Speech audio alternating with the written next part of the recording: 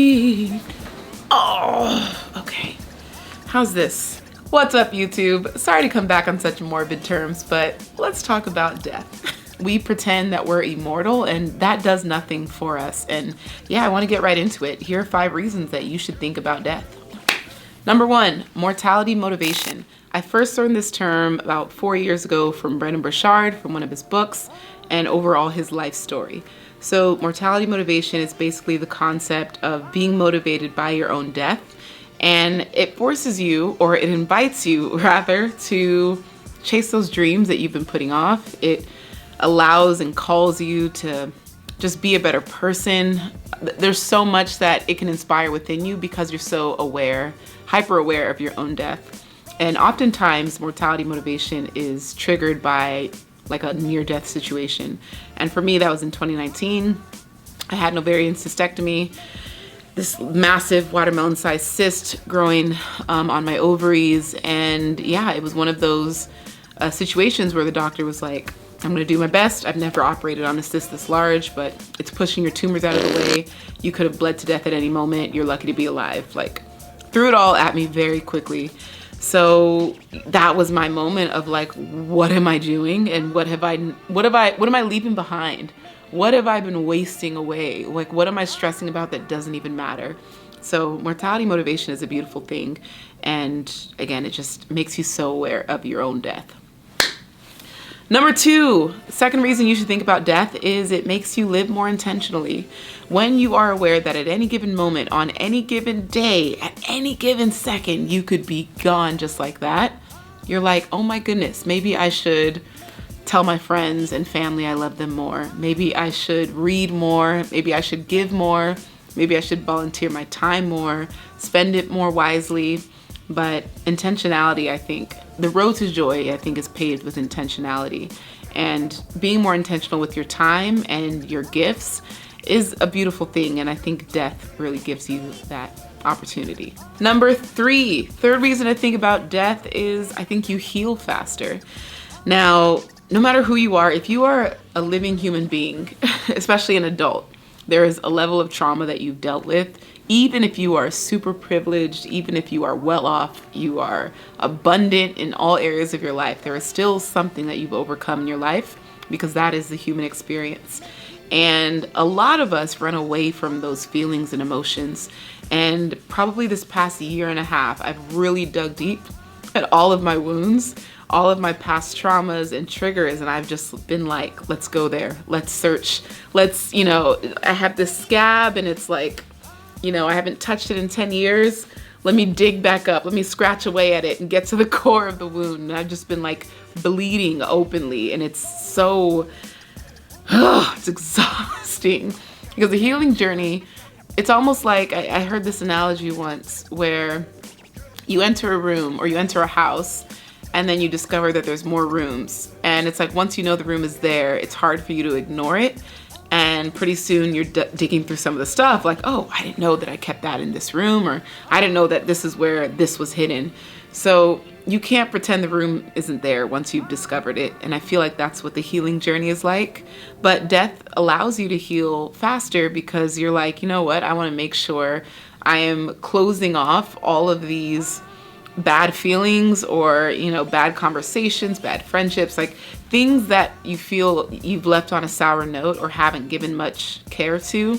You're revisiting those like painful parts of your past and trying to give some type of closure to it, which I think is a beautiful thing. Number 4, the 4th reason why you should think about death is I think you become more compassionate. When you understand that we are all just living but dying at the same time.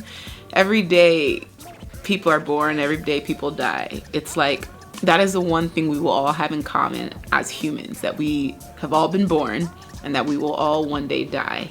And I think when you can understand that to be human and to coexist and to co-create and to just be, and life, liberty, the pursuit of happiness, like this common pursuit as humans that we have to survive and thrive in this world, I think you have this shared awareness that everyone's doing the best they can. And even for those that aren't, even for, unkind people and rude people and those that have betrayed you and enemies, like you can still see yourself in that person, maybe your past self. And I love that Brene Brown has this excerpt where she said, you know, she would see someone and be like, immediately her judgment would be like, oh wow, that person's so rude, or that person's so crazy. And then she was like, oh, that was me 10 years ago. And she would find a way to see herself in every person that she was, you know, quick to judge. And I think that's a beautiful way to heal and be more compassionate and to show more agape, unconditional love for the everyday person. And to add on to Brene Brown's method is I have figured out that if I see a me or a thee in every person, I'll find a way to love them. And a me, it's like kind of like her, you know, my past self, like, oh, that's how I act on a bad day, or that's how I act when I'm rushing and I'm late for something, or that's how I act when, you know, I'm in a bad mood, and, you know, giving them grace because I know that I've been that person too.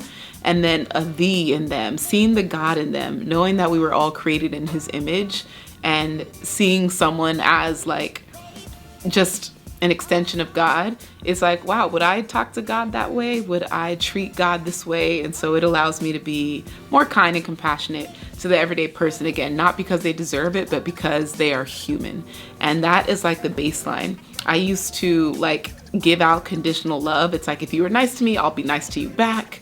Oh, this person's rude, so I'm going to be rude to you back, or I'm going to ignore you. But it's like going that step further and saying like, you know what? You're human, and that in itself makes you worthy. The fifth reason you should think about death is I think it makes you a more enlightened person. Now, enlightenment and healing kind of go hand in hand, but what's beautiful about feeling or being enlightened, I don't want it to be some esoteric journey where you're just like, you know, holier than thou, but I think enlightenment in itself is such a beautiful concept. Because when you discover things about life, about humanity, about the way your brain works, neuroplasticity, like you become more kind to yourself, more kind to others, and you have this new almost lens that you can navigate life with. And I think the more understanding that we have at a basic level, the easier it is for us to understand that when things happen, like we don't deserve it, or when I have a thought, like I am not my thoughts. The thoughts are things that pass through me. But there's just so much that can happen as a result of feeling more enlightened because you're thinking about death, you're reading books about death, you're confronting death and your past wounds and past traumas and all of those things. So yeah, I hope that helps. Again, the 5 reasons you should think about death is mortality motivation. It makes you live more intentionally. You become more compassionate. You heal faster. And what was the 5th one? You become more enlightened.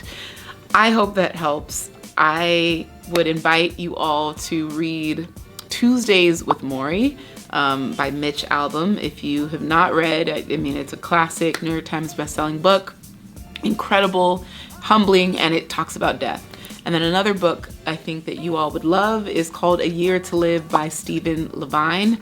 And again, that confronts death. It is like this experiment of how a person would live if they had a year to live.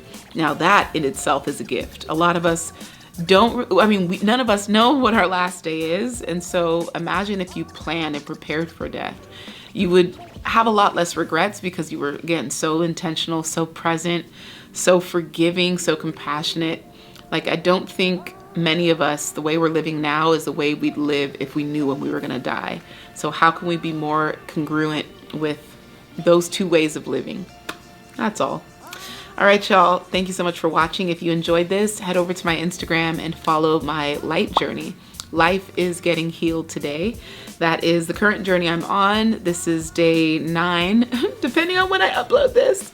And I'm excited. You can expect weekly YouTube videos about lifestyle, entrepreneurship, and travel. And yeah, thank you so much for being here. Sorry for the sporadic uploads. I'll do better, I promise. Bye.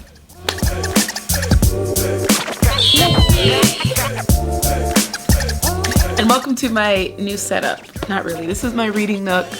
You all haven't probably seen this part of my home. I think I have one other video with it, but this is where I read, take naps, dream. This is like my dream beanbag. I just, yeah. And I've got these Badu braids, no makeup, just, you know, I felt like I wanted to come to you with this warm vibe and just, yeah, reintroduce myself in a less than ideal way. What does that mean? Okay, you know what? I'm gonna edit this video tonight and it's gonna go up tomorrow. I'm inspired and I am proud of myself. Bye. Ooh, close. Okay, what's gonna be my thumbnail?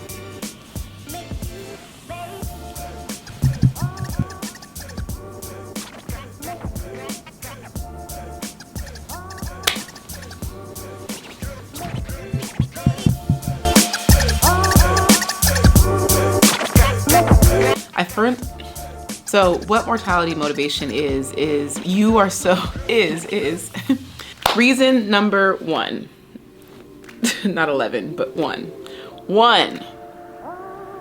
Woo!